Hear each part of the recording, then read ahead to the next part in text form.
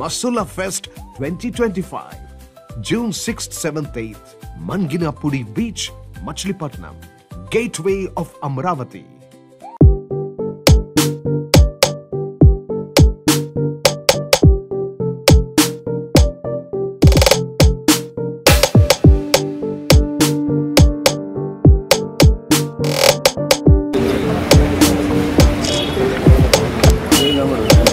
పట్టుకోనా లాగి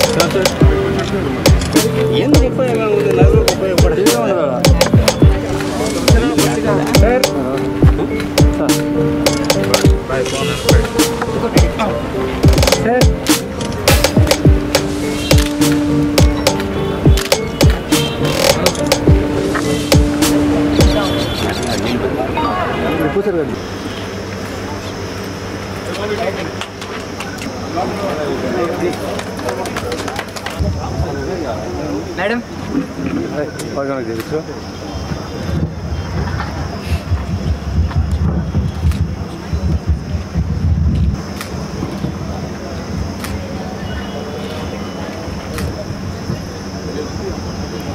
కానివ్వండి, జిల్లాలో కానివ్వండి, మండలంలో కానివ్వండి, గ్రామ సంవత్సర వన మహోత్సవానికి ముఖ్య ఉద్దేశంగా నిర్ణయించడం జరిగినది.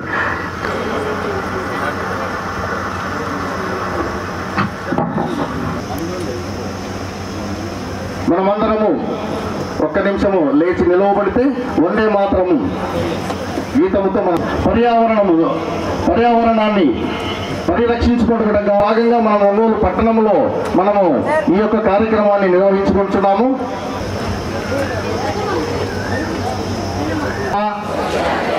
అభివృద్ధికి తోడ్పడతానని పచ్చని చెట్టు గుర్తెరిగి ప్రకృతిలోని ప్లాస్టిక్ కాలుష్యానికి సద్వినియోగపరుస్తానని చేరురా వాడవాడ ఇంట బయట. Thank you. మన వేదికను అలంకరించిన అతిరథ మహారథులందరూ మన జ్యోతులు వెలిగించి ఈ కార్యక్రమం తర్వాత మన ఆంధ్రప్రదేశ్ ప్రభుత్వము పర్యావరణ అటవీ మరియు శాస్త్ర కార్యక్రమంలో ఒక ప్రతిజ్ఞ చేయాలని ఒక నిర్ణయం తీసుకున్నారు. కాబట్టి మనమందరము లేచి నిలవబడి మన ఉప ముఖ్యమంత్రి గారి ఆదేశాల ప్రకారము 1,000 మొక్కలు ఈ రోజు నాటాలి.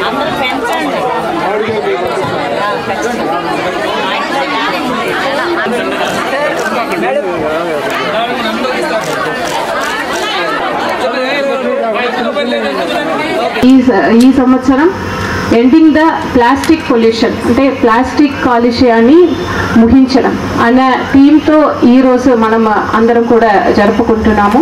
రాష్ట్ర వ్యాప్తంగా ఈరోజు గౌరవ ముఖ్యమంత్రి గారు 1 కోటి మొక్కలు నాటాలన్న టార్గెట్ ఇచ్చి అన్ని డిస్ట్రిక్ట్స్లో ఈరోజు మొక్కలు నాటించడం జరుగుతున్నది. మన జిల్లాలో 4,10,000 ప్లాంట్స్ ఈ ఒక్క రోజే త్రూఅవుట్ ద డిస్ట్రిక్ట్ మనము ప్లాంటింగ్ చేస్తున్నాము.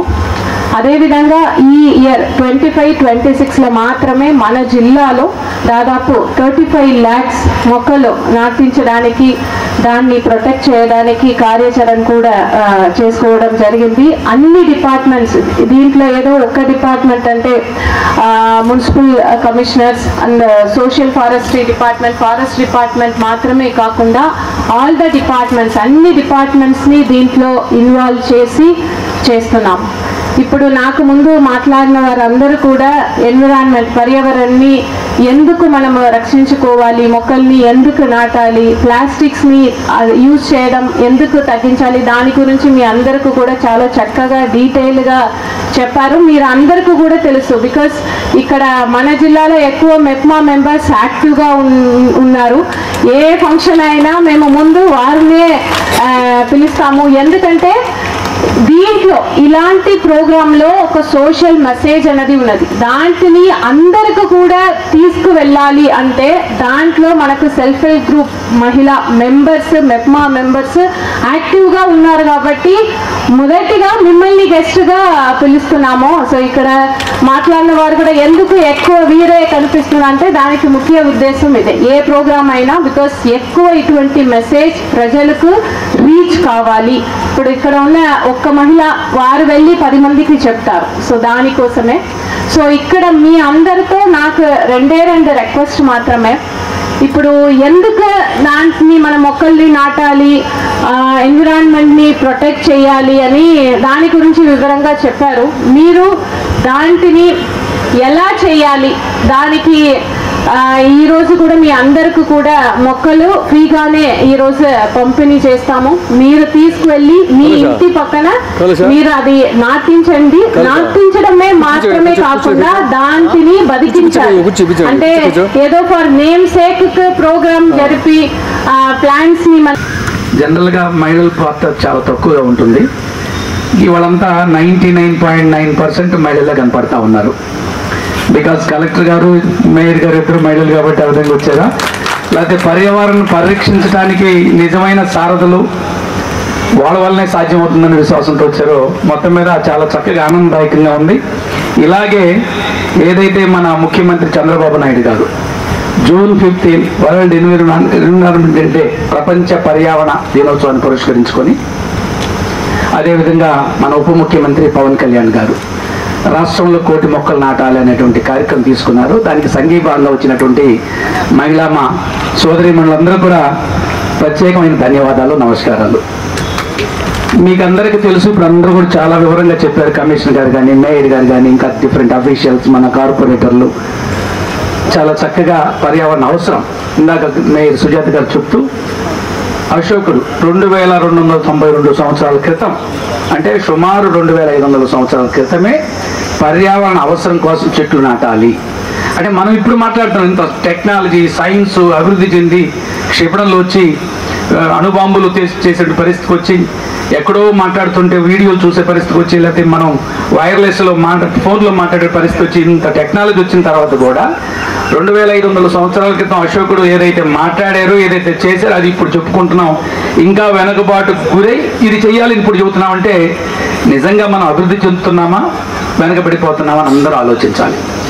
అంటే అశోకుడు తీవ్రమైన యుద్ధం చేసి చాలా వేలాది మంది చనిపోయి రక్తపాతం మయమైన తర్వాత ఆయన ఒక ఆలోచనకు వచ్చి, ఇది కాదు సమాజాన్ని బాగుపరచాలి, సమాజం కోసం ఉపయోగపడాలి, అది అహింసను తీసుకురావాలి, యుద్ధాలు ఆక్రమణలు కాదు సమాజం అని ఆలోచించి ఆ యొక్క చెట్లు నాటే కార్యక్రమం. మీరు చూడండి, పాత రోజుల్లో అయితే ఇప్పుడు మాకు సింగరాయకు నుంచి కందుకూరు పోతాం, లేకపోతే దర్శకి వెళ్తున్నాం, చింత చెట్లు 2 వైపులు ఉంటే ఈరోజు అంటే ఇంత ట్రాన్స్పోర్ట్ ఉంది. ఆ రోజు ట్రాన్స్పోర్ట్ ఉండేది, నడిచిపోయేవాళ్ళు పెద్దవాళ్ళు పాపము, వెళ్తూ ఏదో చెట్టు కింద ఆగేవాళ్ళు.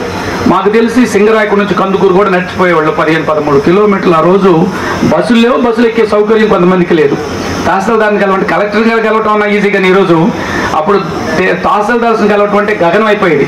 నేనైతే ఒకరోజు తహసీల్దార్ని కలవటానికి వెళ్ళి 7వ తరగతి చదువుతున్నాను, ఒక స్కాలర్షిప్ అప్లై చేయడానికి. ఆయన లేరు.